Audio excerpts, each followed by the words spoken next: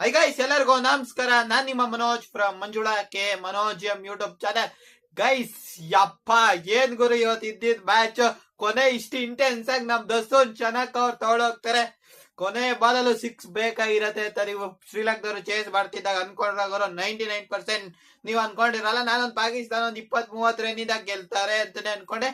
ನೋಡಿದಾಗ ಗೊತ್ತಾಯ್ತು ಗುರು, ಪಾಕಿಸ್ತಾನ ಕ್ವಾಲಿಫೈ ಆಗೋ ಚಾನ್ಸಸ್ ಇಲ್ಲ ಅಂತ. ಬಟ್ ಈ ರೇಂಜ್ ಕೊನೆ ತನಕ ಬಾಯಿಗೆ ಬಂದಿರೋದೆ ಅಂತ ಅನ್ಕೊಂಡಿರಲ್ಲ. 2 ಬಾಲಿಗೆ 6 ರನ್ ಬೇಕಾಗಿದ್ದಾಗ ದಸೂನ್ ಶನಕ್ ಅವರು ಹಿಂದೆ ಆಡೋದ್ ಬದಲು ಮುಂದೆ ಏನಾದ್ರು ಮಾಡಿದ್ರು ಸಹ ಇನ್ನು ಇಂಟೆನ್ಸಿಟಿ ಇರ್ತೈತೇನೋ.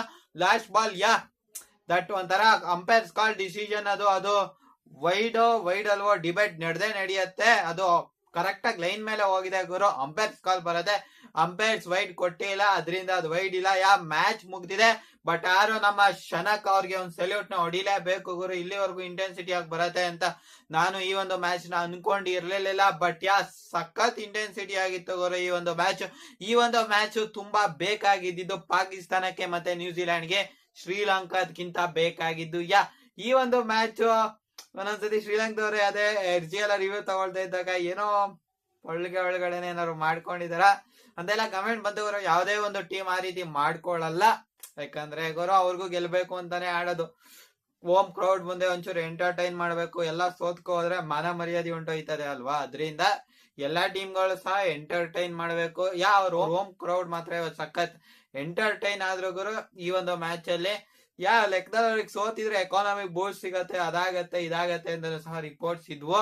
ಯಾಕಪ್ಪ ಅಂದ್ರೆ ಸೋತ್ರೆ ಒಂದು ಸೆಮಿಫೈನಲ್ ನಡೀತಿತ್ತು. ಅಲ್ಲಿ ಅಪ್ಪಿ ಏನಾದ್ರು ಪಾಕಿಸ್ತಾನ ಗೆದ್ದಿದ್ರೆ ಫೈನಲ್ ಸಹ ಶ್ರೀಲಂಕಾದಲ್ಲೇ ನಡೀತಿತ್ತು. ಆಗ ಶ್ರೀಲಂಕಾದ ಬೋರ್ಡ್ ಇಂದು ಟಿಕೆಟ್ ಸೇಲ್ ಆಗ್ತಿತ್ತು, ಎಲ್ಲಾ ಸೇಲ್ ಆಗ್ತಿತ್ತು. ಅವರಿಂದ ಒಳ್ಳೆ ಎಕಾನಮಿಕ್ ದುಡ್ಡು ಬರ್ತಿತ್ತು.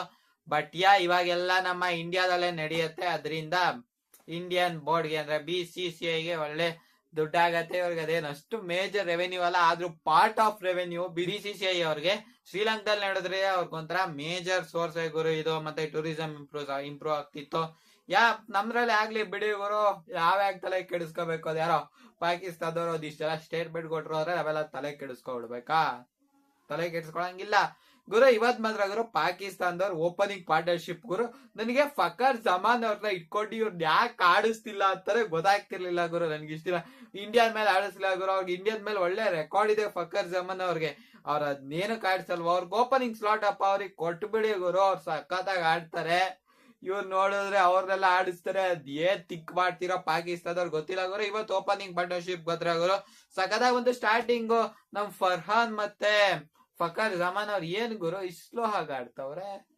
ಏನ್ ಎಷ್ಟು ಹೊಡಿಬೇಕು ಅನ್ಕೊಂಡವ್ರೆ? 180 170 ಆ ರೇಂಜ್ ಅನ್ಕೊಂಡೆ. ನೋಡಿದ್ರೆ 212 ರನ್ಸ್ ಹೊಡೆದ್ರು.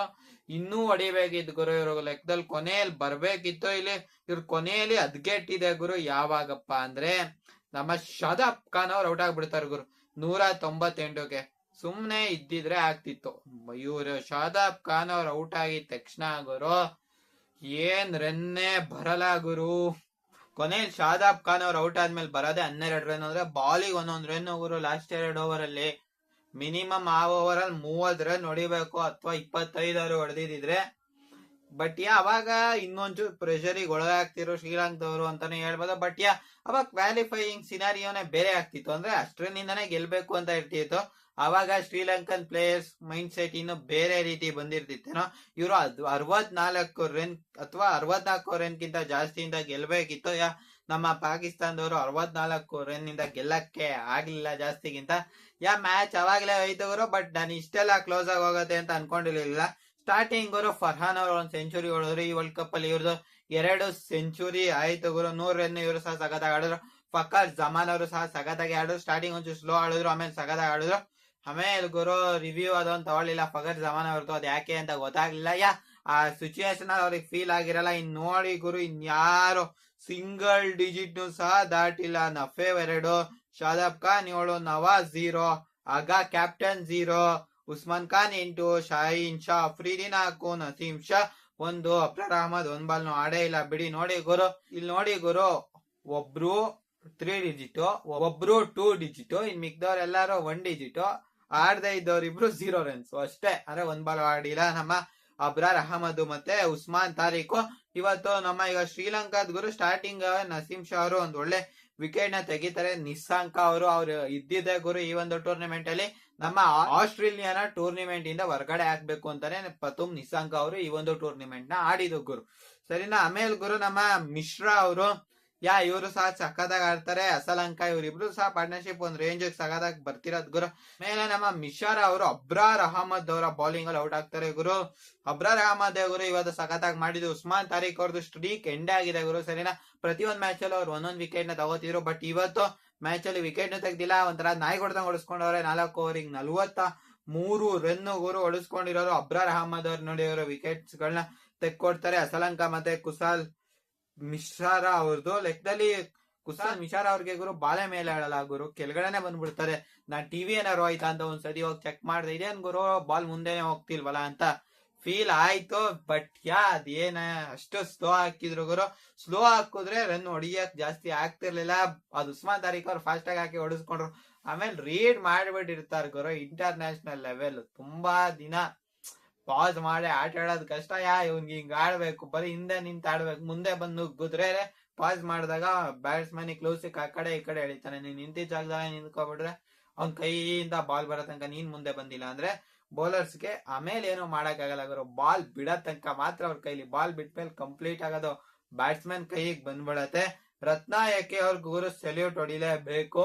ಇವ್ರ ಲೆಕ್ಕದಲ್ಲಿ ಪಾಕಿಸ್ತಾನಕ್ಕೆ ಒಂಥರ ಎಳ್ಳು ನೀರು ಬಿಟ್ರು ಅಂತಾನೆ ಹೇಳ್ಬೋದು. 58-37 ಬಾಲ್ ಅಲ್ಲಿ ರತ್ನಾಯಕಿ ಅವರು ಶೈನ್ ಶಾ ಅಫ್ರೀದಿ ಅವ್ರ ಬೌಲಿಂಗ್ ಅಲ್ಲಿ ಔಟ್ ಆಗ್ತಾರೆ. ಆಮೇಲೆ ನಮ್ಮ ಮೆಂಡಿಸ್ ಬೇಗನೆ ಔಟ್ ಆಗ್ತಾರೆ ಅಬ್ರಾರ್ ಅಹಮದ್ಗೆ. ಮತ್ತೆ ಲಿಯಾಂಗೆ ಅವರು ಔಟ್ ಆಗ್ತಾರೆ ಮೊಹಮ್ಮದ್ ನವಾಜ್ ಅವರಿಗೆ ಬೋಲ್ಡ್ ಆಗ್ತಾರೆ. ಯಾರು ಶ್ರೀಲಂಕಾದವರು ಸ್ಟಾರ್ಟಿಂಗ್ ಎಡ್ಜ್ ಎಲ್ಲ ಆಗಿರತ್ತೆ. ಒಂದೆರಡು ಕ್ಯಾಚಿಂಗ್ ಚಾನ್ಸಸ್ ಸಹ ಬಿಡ್ತಾರೆ. ಗೊತ್ತಲ್ಲ ಗುರು, ನಮ್ ಟಿಪಿಕಲ್ ಪಾಕಿಸ್ತಾನ್ ಫೀಲ್ಡಿಂಗ್ ಅವ್ರ ಮಾಮೂಲಿ ಅವನ್ನೆಲ್ಲ ಮಾಡದೆ ಹೋದ್ರೆ ಅವ್ರ ಪಾಕಿಸ್ತಾನದವ್ರೆ ಎಲ್ಲ ಅದನ್ನೆಲ್ಲ ಅವ್ರು ಮಾಡ್ತಾನೆ ಇರ್ತಾರೆ. ಇನ್ನು ನಮ್ಮ ದಸುನ್ ಶನ್ನಕ್ಕ ಯಪ್ಪ ಕ್ರೇಜಿ ಗುರು, ಸೆಲ್ಯೂಟ್ ಗುರು ನಿನಗೆ. ಆ ರೇಂಜ್ ತನಕ ಮ್ಯಾಚ್ ಹೋಗತ್ತೆ ಅಂತ ನಾನಂತೂ ಅನ್ಕೊಂಡಿರ್ಲಿಲ್ಲ ಗುರು. ಇವರು ಆಸ್ಟ್ರೇಲಿಯಾ ಮೇಲೆ ಸಹ ಒಂದು ಒಳ್ಳೆ ಸಖತ್ ಇನ್ನಿಂಗ್ಸ್ ನ ಆಡಿದ್ರು. ಬಟ್ ಗುರು ಇವ್ರು IPL ಅಲ್ಲಿ ಚಾನ್ಸೇ ಸಿಗಲ್ಲ. ಅದೇನಕ್ಕೆ ಅಂತ ಗೊತ್ತಿಲ್ಲ. ಶ್ರೀಲಂಕಾದವರು ಅಂತಾರ ಇವ್ರಿಗೆ IPL ಅಲ್ಲಿ ಒಂದ್ ಒಳ್ಳೆ ಚಾನ್ಸ್ ಸಿಗ್ಬೇಕು ಅಂತ ನನ್ನ ಅನಿಸಿಕೆ ಗುರು. ನನ್ನ ಪರ್ಸನಲ್ ಒಪಿನಿಯನ್. ನಾನೇನು IPL ಟೀಮ್ ಓನರು ಅಲ್ಲ, ಇನ್ವೆಸ್ಟರ್ ಅಲ್ಲ, ಏನು ಅಲ್ಲ, ಕ್ಯಾಪ್ಟನ್ ಅಲ್ಲ, ಕೋಚು ಅಲ್ಲ, ಬದನೆಕಾಯಿ ಅಲ್ಲ. ಬಟ್ ಆದ್ರೆ ನಮ್ಮ ಒಪಿನಿಯನ್ ನಾವ್ ಹೇಳ್ತೇವೆ ಗುರು ಯೂಟ್ಯೂಬ್ ಅನ್ನೋ ಪ್ಲಾಟ್ಫಾರ್ಮ್ ಅಲ್ಲಿ ಅಷ್ಟೇ. ಇವರು ಕೊನೆ ಓವರ್ ಅಲ್ಲಿ ಗುರು 6 ಬಾಲ್ಗೆ 28 ರನ್ ಬೇಕಾಗಿದ್ದಾಗ ಲೆಕ್ಕದಲ್ಲಿ ಫಸ್ಟ್ ಬಾಲ್ 4 ಹೋಗುತ್ತೆ. ಆಮೇಲೆ 3 6 ಹೊಡೆದಾಗ ಶಾಹಿನ್ ಶಾ ಅಫ್ರೀದಿಗೆ ಜೀವ ಬಾಯಿಗೆ ಬಂದ್ಬಿಟ್ಟಿರತ್ ಗುರು. ಈ ಮ್ಯಾಚ್ ಇಲ್ಲಿ ತಂದು ಸೋಲಿಸ್ಬಿಟ್ಟ. 28 ರನ್. ಪಾಕಿಸ್ತಾನ್ ಕಾ ಪ್ರೀಮಿಯಂ ಫಾಸ್ಟ್ ಬೌಲರ್ 28 ರನ್ ಹೊಡಿಸ್ಕೊಬಿಟ್ರೆ ಗುರು ಲಾಸ್ಟ್ ಓವರ್ ಅಲ್ಲಿ ಮನೆ ಮರ್ಯಾದೆ ಉಳಿಯುತ್ತ ಇಲ್ಲ ಅಲ್ವಾ. ಕೊನೇಲ್ ಗುರು 2 ಬಾಲ್ ನ ಒಂದ್ ರೇಂಜ್ಗೆ ಶನಾಕ ಅವರೇ ಮಿಸ್ ಮಾಡ್ತಾರ ಗುರು. 2 ಬಾಲ್ಗೆ 6 ರನ್ ಬೇಕಾಗಿದ್ದಾಗ ಲೆಕ್ಕದಲ್ಲಿ ಅದೇನಕ್ಕೆ ಹಿಂದೆ ಅತಾಕಕ್ ಹೋಗ್ತಾರೋ 4 ಹೊಡೆದು ಬಿಡೋಣ ಅಂತ ಪ್ಲಾನ್ ಅಲ್ಲಿ ಮಾಡ್ತಾರೆ. ಬಟ್ ಅದಾಗಲ್ಲ. ಆಮೇಲೆ ನೆಕ್ಸ್ಟ್ ಬಾಲ್ ಗುರು ಅದು ಅಂಪೈರ್ಸ್ ಕಾಲು ಲೆಕ್ಕದಲ್ಲಿ ನಮಗೆ ಅದು ವೈಟ್ ತರನೇ ಕಾಣ್ತಿತ್ತು ಅಂದಾಗ ಇನ್ನೊಂದ್ಸತಿ ನೋಡಿದಾಗ ಗುಡ್ ಬಾಲ್ ತರ ಕಾಣ್ತಿತ್ತು. ಅದ್ರ ಬಗ್ಗೆ ನಾನು ತುಂಬಾ ಕಾಮೆಂಟ್ಸ್ ಮಾಡಕ್ ಹೋಗಲ್ಲ. ಅದ್ರ ಬಗ್ಗೆ ನಿಮ್ಗೇನ್ ಅನ್ಸುತ್ತೆ ಕಾಮೆಂಟ್ ಮಾಡಿ ಗುರು. ನನ್ನ ಪ್ರಕಾರ ಈ ಒಂದು ಮ್ಯಾಚ್ ಅಲ್ಲಿ ಫರ್ಹಾನ್ ಅವ್ರಿಗೆ ಕೊಡ್ಬೋದು ಅಂತ ಅನ್ಕೋತೀನಿ. ಮ್ಯಾನ್ ಆಫ್ ದ ಮ್ಯಾಚ್ ನ ಅಥವಾ ಅಬ್ರಾರ್ ಅಹಮದ್ ಅವ್ರಿಗೆ ಕೊಡ್ಬೋದು ಗುರು. ಅಬ್ರಾರ್ ಅಹಮದ್ ಅವರು ಜಾಸ್ತಿ ಏನ್ ಹೊಡಿಸ್ಕೊಂಡಿಲ್ಲ. 4 ಓವರ್ಗೆ ಕೇವಲ 23 ರನ್ ಹೊಡಿಸ್ಕೊಂಡಿದ್ದಾರೆ. ಲೆಕ್ಕದಲ್ಲಿ ಫಕಾರ್ ಜಮಾನ್ ಅವರು ಸಹ ಒಂದು ಅದ್ಭುತವಾದ ಇನ್ನಿಂಗ್ಸ್ ನ ಆಡ್ಸಿದ್ರು. ಇವ್ರಿಗೆ ಇಷ್ಟ ದಿನ ಏನಕ್ಕೆ ಆಡಿಸ್ಲಿಲ್ಲ ಅಂತ ನನಗಂತೂ ನಿಜವಾಗ್ಲೂ ಗೊತ್ತಾಗ್ಲಿಲ್ಲ ಗುರು. ಫಕಾರ್ ಜಮಾನ್ ಅವ್ರಿಗೆ ಓಪನಿಂಗ್ ನ ಸ್ಟಾರ್ಟಿಂಗ್ ಇವ್ರನ್ನ ಕೂರ್ಸಿದ್ರು, ಕರ್ಕೊ ಬಂದ್ರು. ಇವತ್ತು ಸಾಯಂ ಆಯೂಬ್ ಅವ್ರ ಬದಲು ಸಾಯಂ ಆಯೂಬ್ ಅವ್ರನ್ನ ಆಡಿಸ್ಬೋದಿತ್ತಪ್ಪ. ಇನ್ನ ಫೇ ಇವ್ರನ್ನ ಆಡ್ಸದ್ ಬದಲು ಬೌಲಿಂಗು ಹಾಕಿರೋರು ಸಾಯಂ ಆಯೂಬ್ ಅವರು. ಅಭಿಷೇಕ್ ಶರ್ಮಾ ಅವ್ರು ವಿಕೆಟ್ ತೆಗೋರಲ್ಲ ಗುರು, ಅದೇ ಬೌಲರ್. ಬಾಬರ್ ಅಜಮ್ ಅವ್ರು ಆಡಿದ್ರು ಏನು ವ್ಯತ್ಯಾಸ ಆಗ್ತಿರ್ಲಿಲ್ಲ ಗುರು. ಇವತ್ತು ಈ ಒಂದು ಮ್ಯಾಚ್ ಬಗ್ಗೆ ನಿಮ್ಮ ಒಪಿನಿಯನ್ ನ ಕಾಮೆಂಟ್ ಮಾಡಿ. ಜೊತೆಗೆ ಈ ಒಂದು ರಿವ್ಯೂ ನಿಮ್ಗೆ ಇಷ್ಟ ಆಗಿದ್ರೆ ಹೊಡೀರಿ ಕಾಮೆಂಟ್, ಮಾಡ್ರಿ ಲೈಕ್, ಹಂಗೆ ಸಬ್ಸ್ಕ್ರೈಬ್ ಮಾಡ್ಕೊಳ್ರಿ ಅಂತ ಕೇಳ್ಕೊತಾ ಈ ಒಂದು ವಿಡಿಯೋನ ನಾನು ಇಲ್ಲಿಗೆ ಎಂಡ್ ಮಾಡ್ತಾ ಇದ್ದೀನಿ. ಜೈ ಹಿಂದ್, ವಂದೇ ಮಾತರಂ.